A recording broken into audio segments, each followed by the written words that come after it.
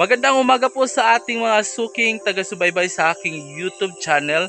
At ngayon mga kakiyay ay pupunta po tayo ngayon sa isa pa nating bukirin.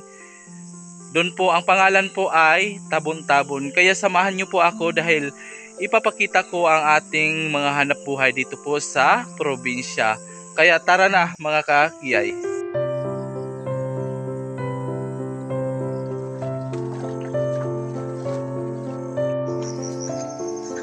Maglalakad na po tayo dahil 1 kilometro po ang ating lalakarin ngayon. Malayo po kasi ang ating pupuntahan bundok. Yan. Dahan-dahan lang.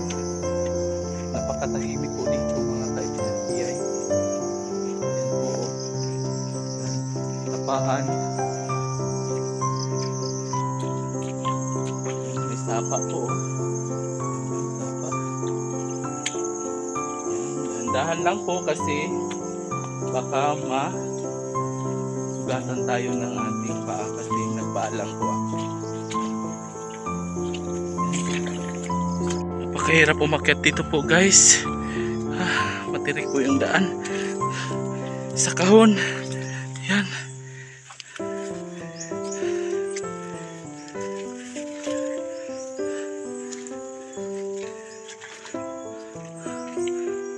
Guys, nandito na po ako sa tuktok. Ayan po yung bundok na Isyo.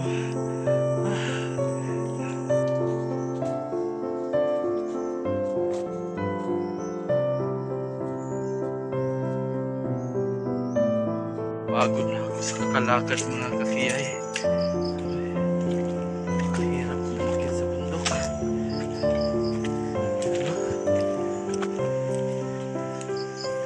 Guys, papasok na po tayo sa ating bukirin. Ito po guys. Malapit na po tayong dumating.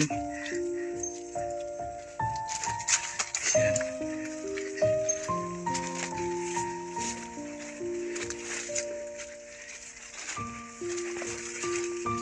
Ito na. Yung inaapakan ko guys, na lupa guys, amin na ito. Yan, dumating na po tayo sa ating bukirin.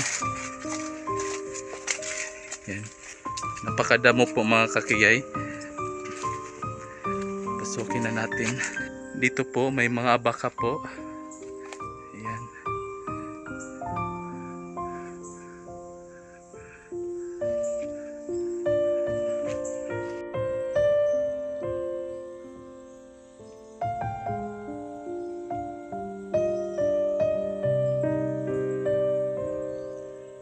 Ayan na po ang ating tapahan. Napakahirap po talaga.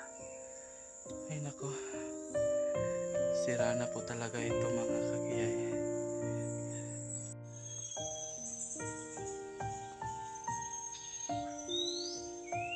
Ang dami po ditong kawayan guys. Yan o. Guys, kumuha po tayo ng kawayan guys. Ito muna ang una nating ginawa.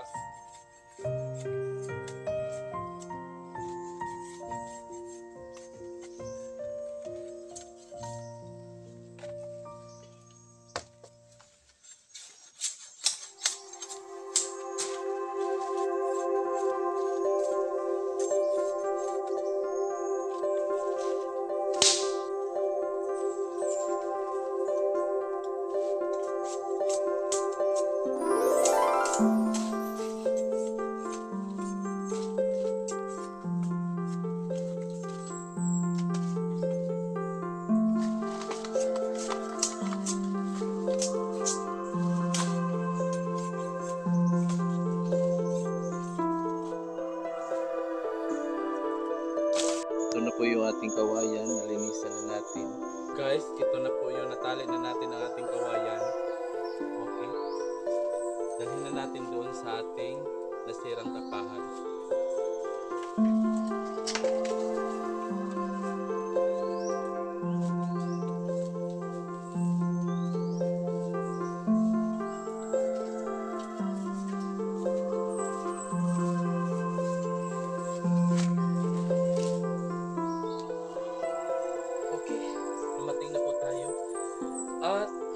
mga kakiyay, dito na po tayo sa ating lupain talaga. Ito yung tabon-tabon.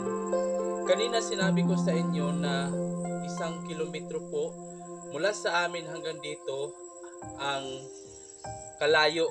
Pero nagkamali pala ako mga kiyay, kasi nung naglakad na po ako papunta dito, aabot po talaga ng 3 kilometro po yung aking nilakad. Napakalayo po talaga yung bukirin natin. Kaya hindi natin naalagaan yung lupa natin dito. Napakarumi na. Yung ating niyog ay kunti na lang ang bunga. At itong lupa na ito, ang sukat nito ay umabot po ng 5 hektarya. Napakalawak po, napakalaki. Ito po yung ating pamana ng lolo ko. Kasi yung lolo ko nagsipag talaga siya, kaya nagkaroon po ng ganito kalaking lupa. At ito na po mga kakiyay, itong pinamana ng aking tatay ay ito, napakadumi na. Nahihirapan talaga tayong pumunta dito dahil napakalayo. Nakita naman ninyo kanina yung ating tapahan, kapag nagkumpra po tayo ay hindi na po dito dahil nasira na. Doon na lang sa kabilang lupain tayo magtapa sa ating kupra. Kaya hindi ko talaga alam kung saan ako magsisimula sa paglilinis nito, kasi gusto kong alagaan ang lupa ng pinamana ng aking ama. Gusto ko na isa akong inspirasyon sa iba na mayroong lupa na dapat sana nilang alagaan para magkaroon po sila ng magandang kinabukasan, dahil ito po talaga ay napabayaan. Ang dami pwedeng gawin dito. Kasi dito po, mayroon pong nag-alaga dati dito, nagtanim ng abaka. Makikita ninyo ang abaka. Yan. Kulang pa talaga kasi yung niyog natin ang layo ng agwat ng kanilang distansya. Pwede pang tamnan ng maraming puno. Kasi yung puno dito ay umabot lang ng 300 pieces. 600 pieces, pwede pa nating dublihin ng dami ng niyog ng ating itanim dito. Kaso hindi ko alam kung saan talaga ako magsisimula, dahil wala po tayong pira na panggastos para pangsuhol sa ating paglilinis nito. Kung ako lang talaga ay hindi ko talaga kaya. Aaminin ko na sa inyo, hindi ko na kaya, dahil mayroon pa tayong lupa doon sa kabila na malapit lang yung sa Hornasan, at mayroon pa rin natong pinuntahan na lupa naman doon naman sa Tagupaon, at ito ang sa Tabon-Tabon. 3 lupa ang inalagaan ko, pero ito po ang pinakamalaki at napabayaan na. Kaya gusto ko yung lupa na pinamana ng aking lolo ay maalagaan at makikinabangan ko, kasi sabi nga nila, kapag magsipag lang po tayo, may biyaya talaga. Pero yung sipag ko ay hindi po talaga sapat kung ako lang talaga ang mag-isa. Kailangan ko talaga ng suporta, pinansyal, at tulong mula sa itaas. Dahil kapag ako lang talaga, hindi ko talaga kaya. Aminin ko na hindi ko kaya. Kahit pagpunta lang dito, nahihirapan na ako.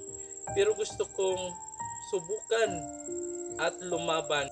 Kaya ipaubaya ko na talaga sa Panginoon Diyos na si Jesus na tulungan niya ako sa aking plano na magkaroon po tayo ng sapat na pinansyal na aking ipangsweldo sa paglilinis nito, para po magamit na natin ang ating lupa ng maayos. Sana kahit kayo mga viewers, suportahan niyo po ako sa aking gustong gawin sa lupa namin. Malaki naman ang lupa namin, pero kulang pa rin sa aming mga pangangailangan, dahil nandito na sa lupa pero napabayaan po. Totoo yan. Kahit may lupa po tayo, kahit malaki po yung ating lupain, kapag hindi mo talaga ginamit o hindi mo pa talaga inayos, ay wala rin kita. Sapat lang sa inyong pangangailangan. Kaya samahan niyo po ako sa aking journey mula sa doon sa Hornasan, doon sa Tagupaon. Tulong-tulong, sama-sama tayo sa ating pagsasaka. Samahan niyo po ako sa aking mga hangarin sa buhay. Nandyan po kayo, aking mga taga-subaybay. Kiyay Cebuala at ito po yung aking destination.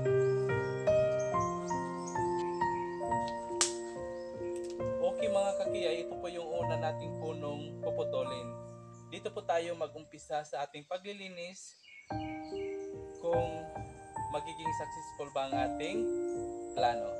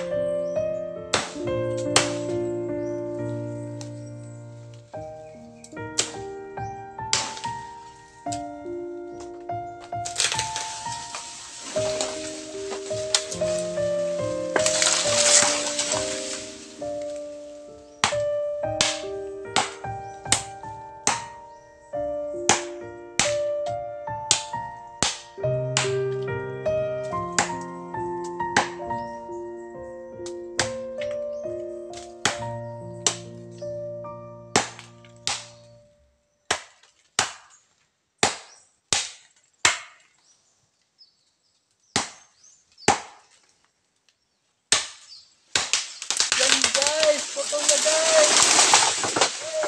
Yay! Tagumpay po ang ating pagputol!